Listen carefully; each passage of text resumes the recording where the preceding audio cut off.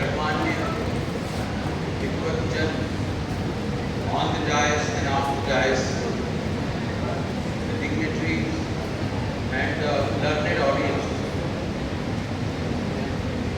मैं आप सबको नमन करता हूँ और हमारे सामने ऐसे दो स्टारवर्ड बैठे हैं जिनको मैं देख रहा हूँ feeling little bit nervous. Kanaka madam और हर्ष सर बैठे हैं और हम लोग आर्ट एंड कल्चर, हिस्टोग्राफी या फिलॉसफी पे कुछ बात करें। हमारे डॉक्टर साहब राकेश सिंह सर, जब से मैं यहाँ आया हूँ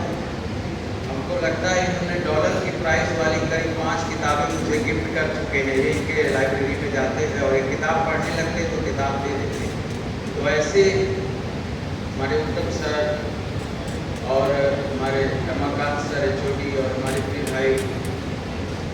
अतुल, मेरे रिस्पेक्टेड प्रोफेसर्स, हमारे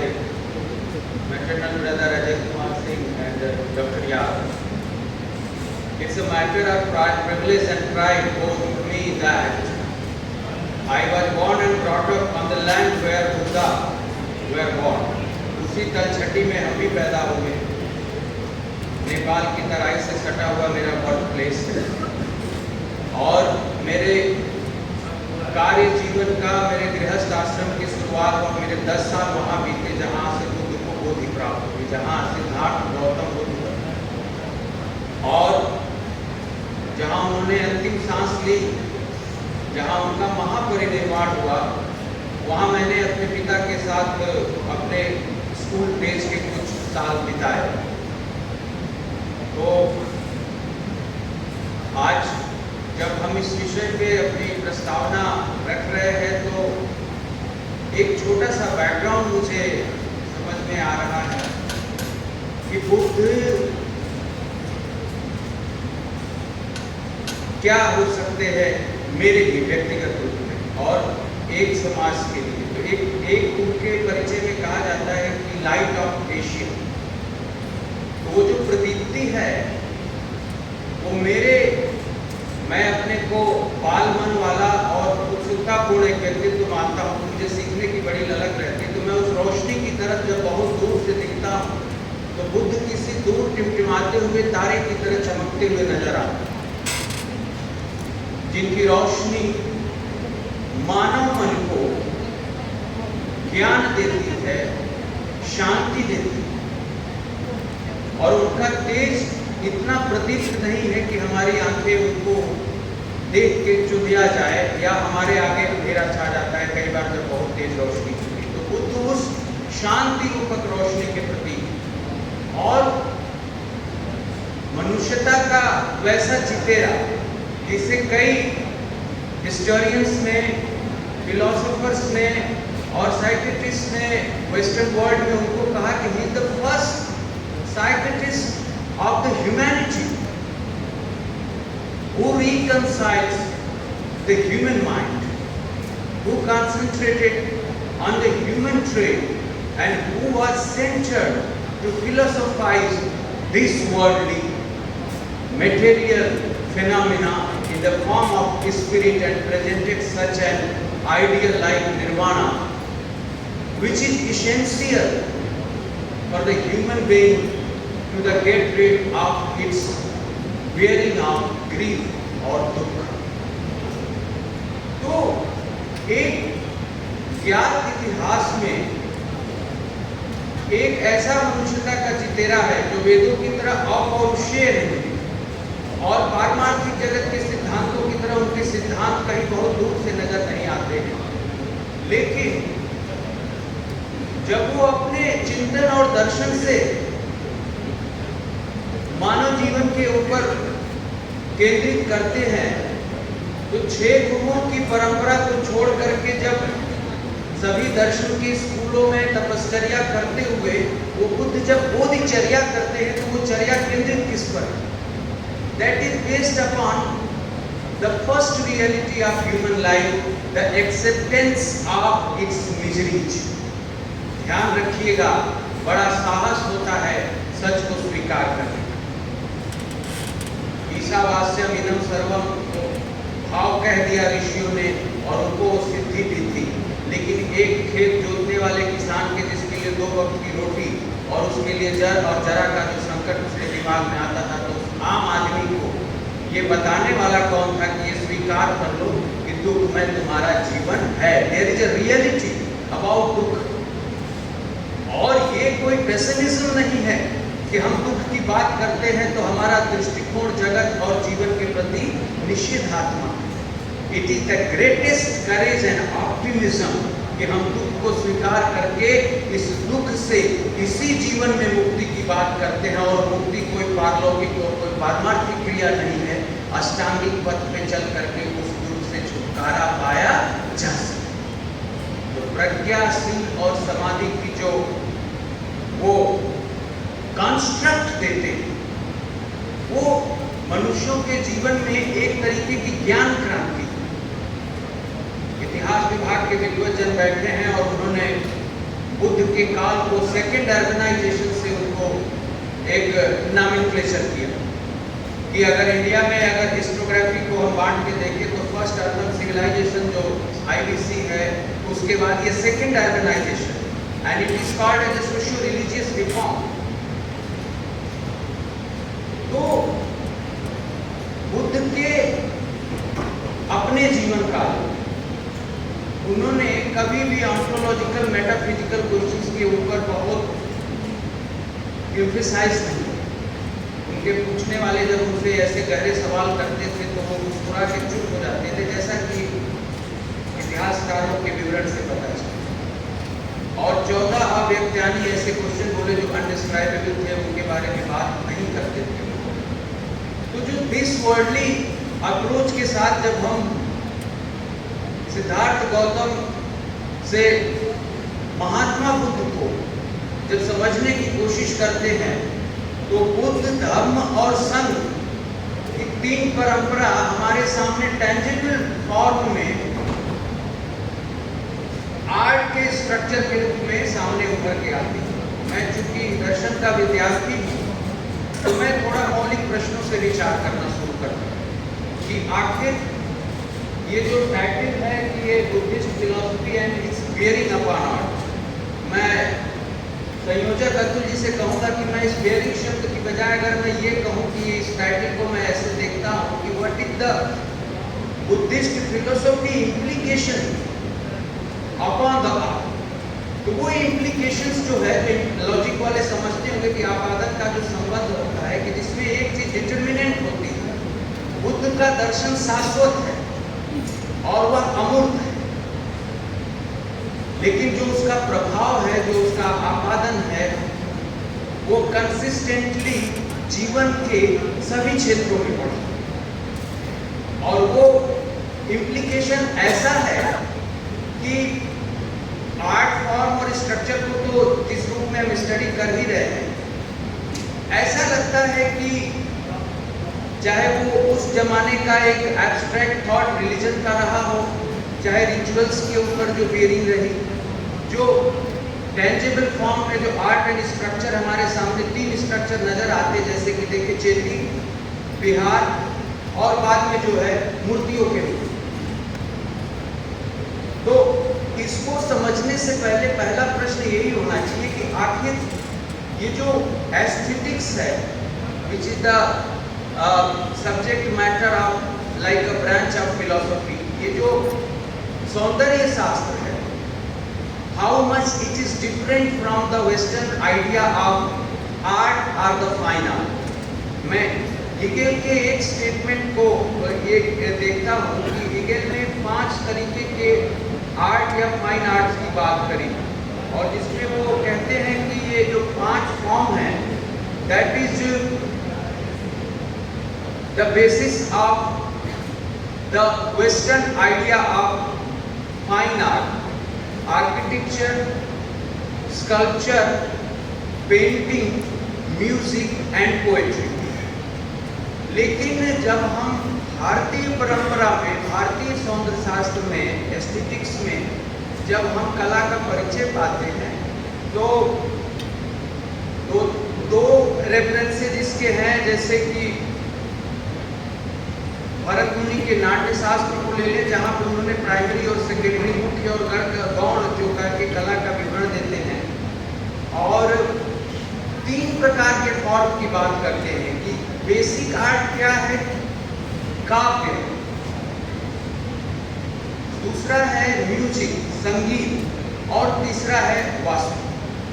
आर्किटेक्चर। तो इसमें जो 2 चीजें हैं, जैसे कि पेंटिंग और स्कल्पचर, जो वेस्टर्न आइडिया से निकल के आया है और इसमें 3 में समाया हुआ है, तो उसका समाधान बस हम ऐसे समझ सकते हैं कि वेस्ट ने मैटर को प्राइमेसी देते हुए, मैटर को समझते हुए स्पिरिट को समझने की कोशिश की। इस धरा पर भारतीय एशियाई जो हमारी जो सिविलाइजेशन जो रही है, जो उसमें की रिलीजियसनेस, स्पिरिचुअलिटी एक कल्ट के रूप में है, एक जीवन दर्शन के रूप में है, वहाँ सबसे पहले कहा गया कि नाद ही ब्रह्म। जो संगीत है, वो जो नाद है, वो मानव मन का आह्लाद और मनुष्य प्रसन्नता में, जब भी हमारी इंसानी सभ्यता ने अगर अपने लिए कोई प्रोग्रेस का मानक बनाया, तो हमने देखा कि 10,000 साल पहले से भीमबेटका की पेंटिंग से पहले वेद ऋषियों ने मंत्र रचे और उनके मीटर में मंत्र रचे, अलग अलग छंदों में, और उन छंदों को संगीतबद्ध किया गया। तो जो लयबद्धता है, आह्लाद है, एक वाल्मीकि ऋषि की कथा में मिलती है कि क्रोध पक्षी के कहने से उनको आस्वादन हुआ और उन्होंने काव्य रचा। तो ये जो 3 विधाएं हैं, इन तीनों में कला क्या है, और एस्थेटिक्स को मैं यहाँ पे अपनी प्रस्तावना में सिर्फ और सिर्फ स्पिरिचुअल कॉन्टेक्स्ट में देखूँ। इसके जो टैंजिबल फॉर्म्स हैं, जब हम उसका विवेचन करने जाते हैं, तो उसका डिफरेंशिएशन हम ठीक वैसे ही समझ सकते हैं जैसा कि प्लेटो ने भी कहा, और हम अपने मानव मन से समझ सकते हैं कि the concept of beauty, the idea of beauty represented through our skills, through our visualizations in the tangible form। तो वो जो आइडिया ऑफ ब्यूटी या कला क्या है, वो ऐसा नहीं है कि जब हम इसका विवेचन दार्शनिक दृष्टिकोण से कर रहे हैं, तो हम किसी आर्किटेक्चर फॉर्म के लाइन, लेंथ या किसी स्कल्पचर के शार्पनेस पे या उसके पेंटिंग के कला संयोजन, रंग संयोजन, या किसी म्यूजिक के किसी टेंजिबल फॉर्म के ऊपर हम फोकस कर रहे हैं। हम बेसिकली ये जानना चाह रहे हैं कि आखिर कोई वस्तु अगर सुंदर है, तो वो सुंदरता का जो प्रत्यय है, जो कॉन्सेप्ट है, वो मानव मन में कैसे उतरा होगा। और वो जो आइडिया है, बुद्ध तो अपने जीवन काल में कोई कंस्ट्रक्शन उन्होंने कुछ नहीं कराया, और उनके पूजा के लिए जो उनके जो चैती और विहार बने, और बाद में चल करके उनके मानने वालों ने बहुत सारे उनके स्तूप बनाए, और बाद में जब हीनयान का प्रभाव पड़ता है, तो हम देखते हैं कि मूर्तियों का हमको साक्ष्य मिलने लगे,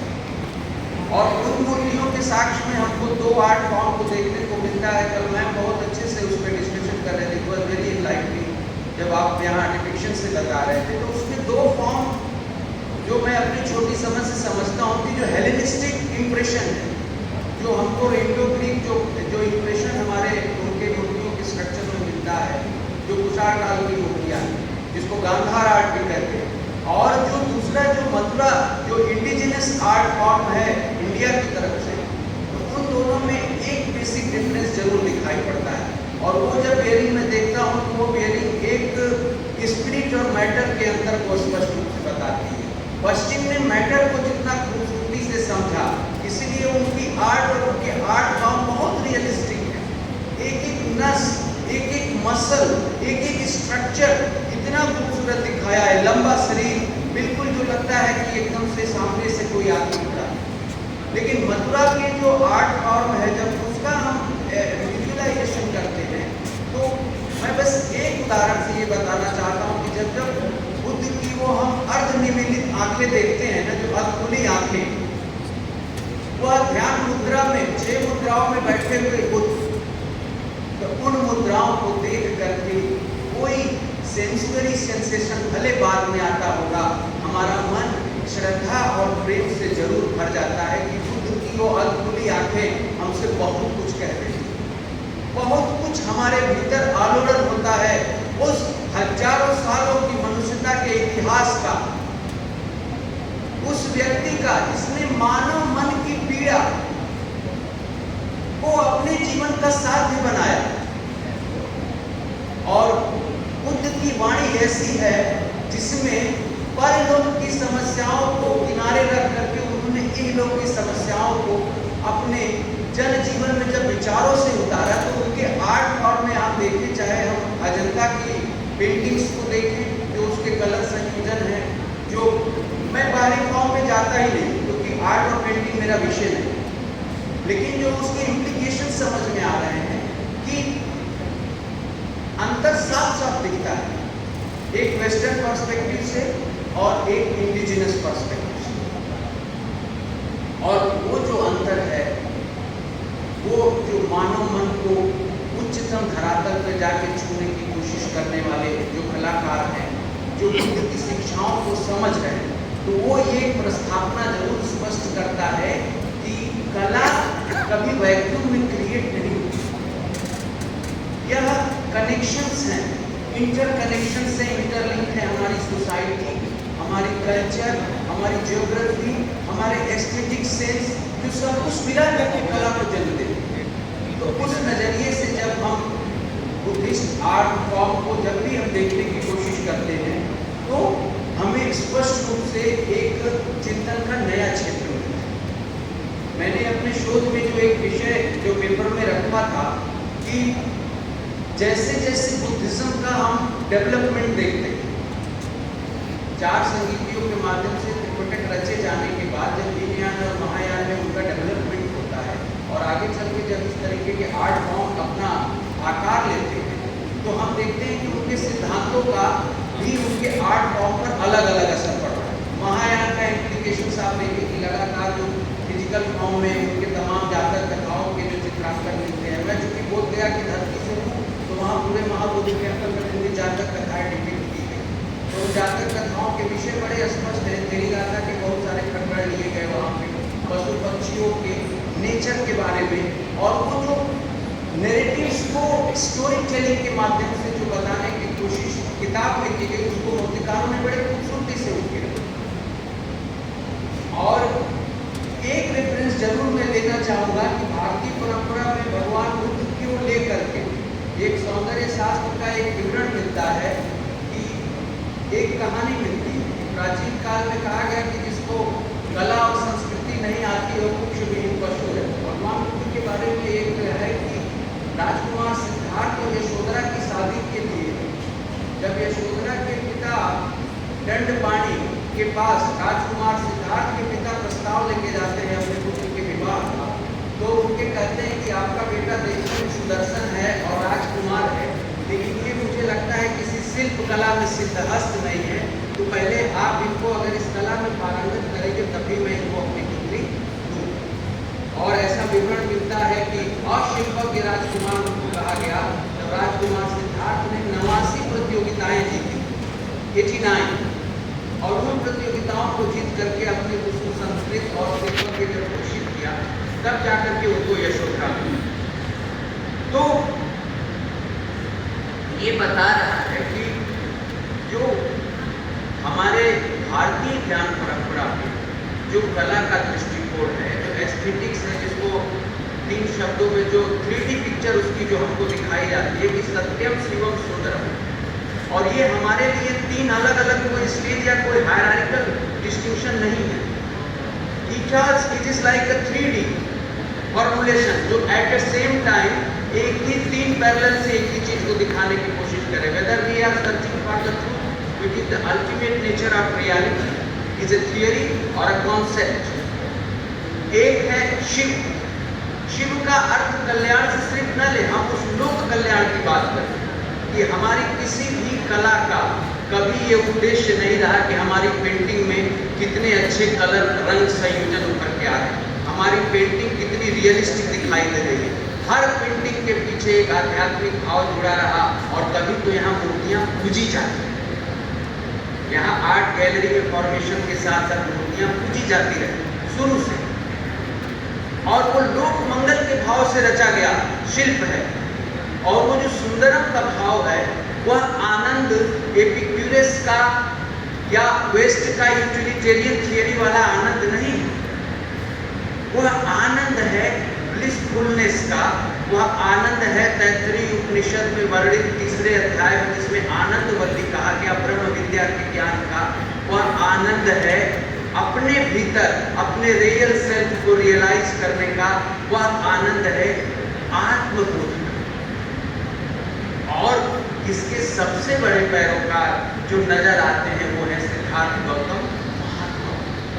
88 साल के जीवन काल में वर्षावत को छोड़ करके उन्होंने अपने जीवन में कभी आराम नहीं किया, चलते रहे। और असर ये रहा कि डॉक्टर राधाकृष्णन ने जब उनके धम्मपद की एक टिप्पणी लिखी, एक छोटी सी किताब उन्होंने लिखी, तो उसमें उन्होंने स्पष्ट रूप से कहा कई वेस्टर्न थिंकर को कोट करके कि Buddhism will be the religion of future, जो मानव मन के सभी बंधनों सभी सीमाओं का अतिक्रमण करता है। बुद्ध की शिक्षाएं वो हैं जो हमें उन्मुक्तता की तरफ ले जाती है,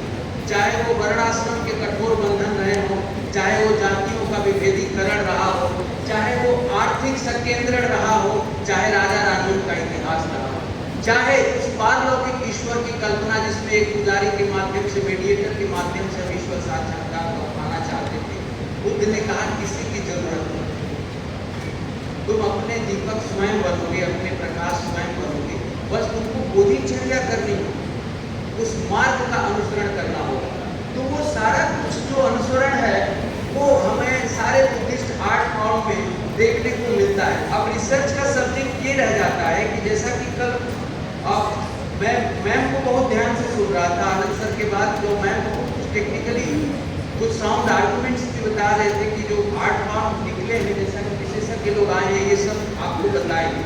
लेकिन उसमें ये क्वेश्चन ये आता है कि इसकी जो ये बेयरिंग या इम्प्लीकेशंस की बात कर रहे हैं, तो कितने ऐसे सिद्धांतों को बुद्धिस्ट आर्ट फॉर्म ने अपनाया। मैंने अपनी छोटी बुद्धि से जो जितना भी इसको देखा तो ये समझा कि क्या किसी युग का कला या उसके शिल्पकार या किसी की मन को पढ़ सकते हैं पूरा पूरा क्या? साइंस कहती है, तेल अवीव यूनिवर्सिटी के हिस्टोरियन है युवाल नोआ हरैरी, उन्होंने अपनी एक किताब लिखी होमो ड्यूएस, उसमें वो चर्चा करते हैं कि अगर हम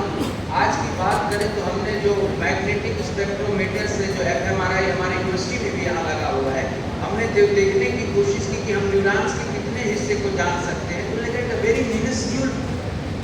पोर्शन वी न्यू, बहुत छोटे हिस्से को अभी हम जान पाए हैं अपने ही न्यूरॉन के स्ट्रक्चर। MRI के स्पेक्ट्रोमीटर में बहुत कम स्पेक्ट्रम देख पाते हैं। और 1974 में एक फिलोसोफर है थॉमस नगेल, आप उनकी पुस्तक देख सकते हैं, जो फिलोसफी ऑफ माइंड पे एक पेपर है, इसमें कहते हैं कि how it feels to be like a bat. किसी चमगादड़ के चित्र को बना देना,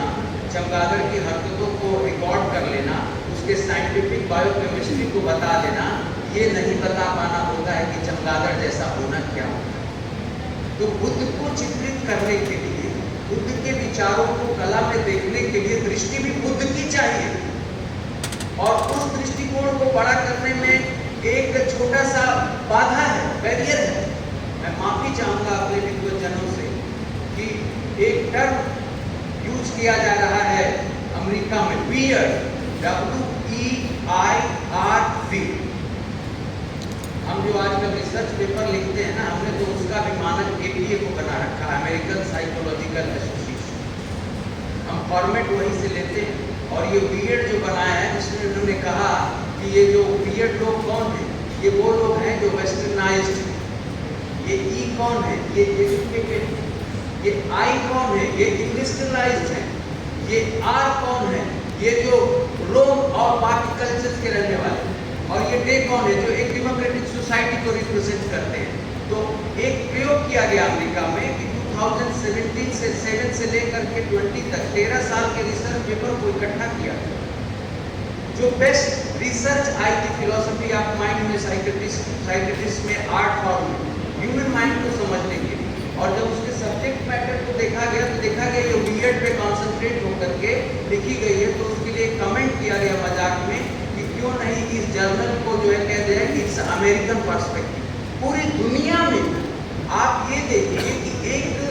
एक सोसाइटी कैसे अपनी हेजमनी स्टैब्लिश करती है। एक नॉलेज सोसाइटी ने हम सब की साइकी को अपनी तरफ कन्वर्ट कर दिया।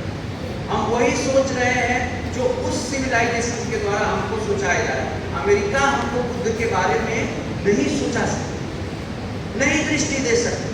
तो वियर्ड के कॉन्सेप्ट से थोड़ा सा बाहर निकलना होगा हमको। अपने लोक कलाओं में, अपनी लोक कथाओं में बुद्ध जिस धरती पर चले बढ़े, इतना लंबा एरिया कवर किया, कभी उन गांव में जाइए, कभी आप मगध में जाकर के वहाँ की लोकल बोली सुनिए जिस पाली भाषा में लोग बात करते हैं, उनके शब्दों के अर्थ निकालिए,